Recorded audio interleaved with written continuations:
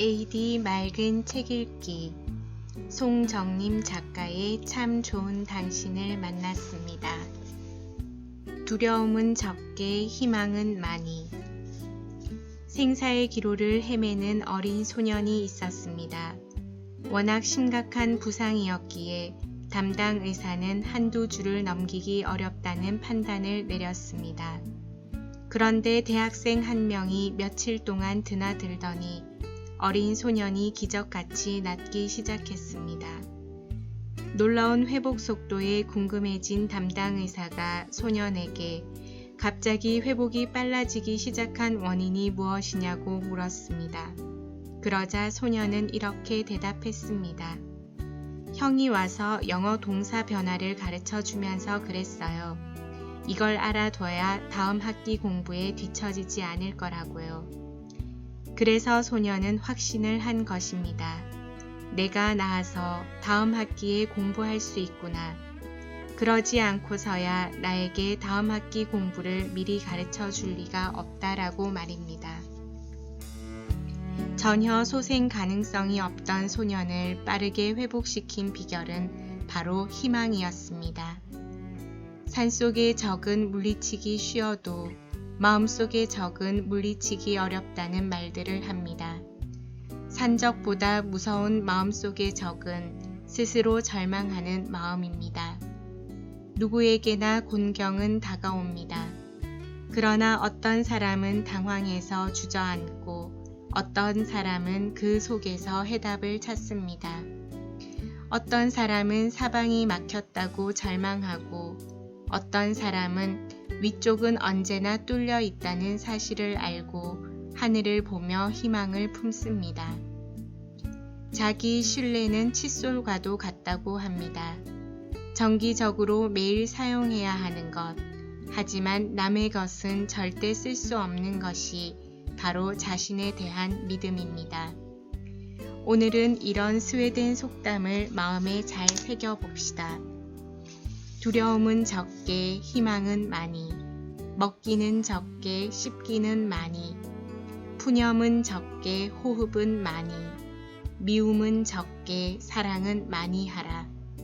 그러면 세상의 모든 좋은 것이 당신의 것이다.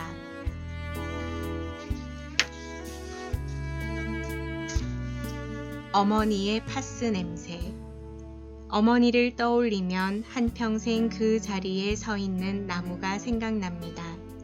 나무는 여린 가지를 많이 달고 있어서 바람이 불면 수많은 잎사귀들이 종소리를 울리며 흔들립니다.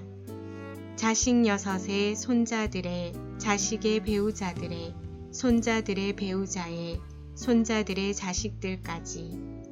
어머니는 수많은 가지들의 애정을 쏟으십니다. 그러다 보니 가지 많은 나무에 바람 잘 날 없고 바람이 불 때마다 수많은 근심 걱정의 잎사귀들이 뒤척입니다. 그 중에서 어머니에게 가장 큰 근심거리가 되고 있는 자식이 나라는 사실을 알고 가슴이 미어졌던 때가 있습니다. 몇 해 전 드라마를 기획하다가 교통사고를 당했습니다.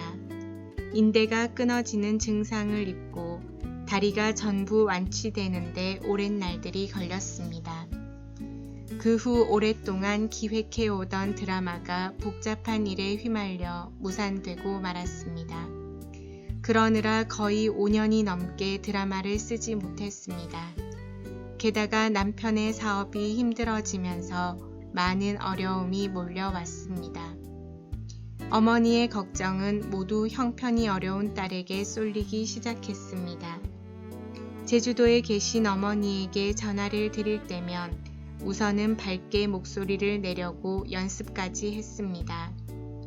자식의 목소리에 유난히 민감한 어머니의 심사를 어지럽히기 싫어서였지요. 그러나 어머니는 딸의 목소리 위장수를 다 파악하고 어려움의 정도를 감지하곤 하셨습니다. 자식의 마음에 대해서만큼은 도사급인 어머니를 속일 수는 없었습니다. 그러던 어느 날 어머니가 허리가 편찮으셔 수술을 하러 서울에 오셨습니다. 수술이 끝난 후 얼마간 우리 집에서 지내셨는데 어머니가 나를 조용히 불렀습니다. 그리고 손수건에 둘둘 말아둔 무엇인가를 꺼내 손에 꼭 쥐어주셨습니다. 손을 펴보니 어머니가 그동안 용돈으로 꼬깃꼬깃 모아둔 지폐였습니다. 나는 그 돈을 다시 어머니께 드리면서 말했습니다. 저 돈 있어요. 돈을 얼마나 많이 버는데요. 그러나 어머니는 한사코 돈을 다시 쥐어주셨습니다. 나 역시 지지 않고 그 돈을 다시 돌려드렸습니다. 그런데 다음날 아침 원고를 쓰려고 컴퓨터 앞에 앉는데 책상에 어머니의 금반지가 놓여 있는 게 아니겠습니까? 평생 끼고 있어서 여기저기 세월의 흔적이 새겨진 반지. 어머니의 손가락과 이미 하나가 되어 도저히 뺄 수 없을 것 같던 그 반지가 놓여 있었습니다. 기가 막혔습니다. 반지를 들고 어머니가 주무시고 계신 방으로 갔습니다. 낮은 숨소리를 내며 주무시는 어머니의 손가락을 보았습니다. 얼마나 빼려고 애를 썼던지 반지를 꼈던 자리가 짓물러서 하얗게 되어 있었습니다. 나는 소리 죽여 울었습니다. 어쩌다가 내가 어머니의 근심거리가 되었는지, 어쩌다가 내가 어머니 가슴에 못을 박는 자식이 되었는지 자신에 대한 혐오감으로 참을 수가 없었습니다. 어머니가 고향집에 돌아가시던 날 공항에서 내 손을 꼭 잡으며 말씀하셨습니다. 항상 밑을 보고 살아야 한다. 나보다 못한 사람들을 보고 살아야 한다. 나는 어머니에게 눈물을 보이지 않으려고 두 눈을 부릅뜨며 화를 냈습니다. 도대체 제가 뭐 어떻다고 계속 걱정을 하고 그래요? 심통을 부리며 어머니를 보내드리고 난 후 집에 돌아와 보니 돈을 싼 어머니의 손수건과 반지가 다시 책상 위에 놓여 있었습니다. 손수건에 싼 지폐 더미에서 파스 냄새가 풍겼습니다. 어머니가 아픈 허리춤에 오래 두었는지 파스 냄새가 후각을 찌르더니 명치를 아프게 찔렀습니다. 아, 어머니. 나는 주저앉아 하염없이 울었습니다. 어머니는 자식에게 그런 나무입니다. 하염없이 주고도 모자라 주고 또 주려고만 하는 나무. 실바람에도 크게 흔들리는 여린 나무. 언제나 그 자리에 있어서 찾아가면 나를 안아주는 나무. 아파트 안에 있는 나무 한 그루에 지하나무라고 어머니 이름을 붙였습니다.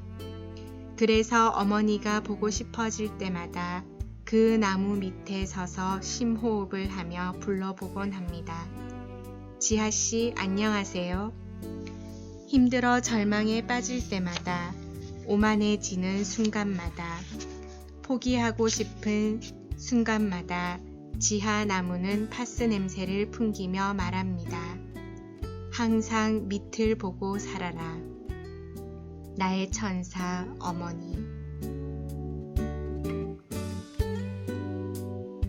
이 집에서 좋은 일이 있기를. 사업을 하다가 모든 것을 잃은 선배가 있었습니다. 그 선배는 가진 돈을 다 잃고 결국 이혼까지 당했고 가족과 멀리 떨어져 시골에 집을 구했습니다. 보증금도 없는 월세 20만원짜리 집은 낡고 허름했습니다. 선배는 과연 이런 집에서 살 수 있을까 하는 생각에 자꾸만 눈시울이 붉어졌습니다. 농부인 집주인은 선배의 얼굴빛을 살피며 누추해서 미안하다고 했습니다. 며칠 후 선배는 집 몇 개를 들고 그 집으로 들어갔습니다. 발걸음이 무거웠습니다. 마치 폐가 같은 그 집에서 어떻게 살아가야 할지 막막했습니다. 그런데 집 안에 들어선 순간 깜짝 놀랐습니다. 처음 구할 때는 허름하기만 했던 집이 완전히 달라져 있었습니다. 그야말로 완전히 수돗물에 씻어놓은 듯 했습니다. 집주인은 집을 산뜻하게 도배해 놓고 구석구석 깨끗하게 청소도 해 두었습니다. 그리고 작은 탁자를 갖다 놓고 그 위에 들꽃까지 꽂아 놓고는 이 집에서 좋은 일이 있기를 바랍니다 라는 쪽지를 남겼습니다. 마치 천사가 다녀간 듯 했습니다. 선배는 크게 감동했습니다. 그리고 희망을 품어 보았습니다. 좋은 사람의 집이라면 좋은 기운을 받을 수 있을 것 같았습니다. 이제 다 잘 될 거야. 선배는 심호흡을 하고는 힘차게 그 집에 들어섰습니다.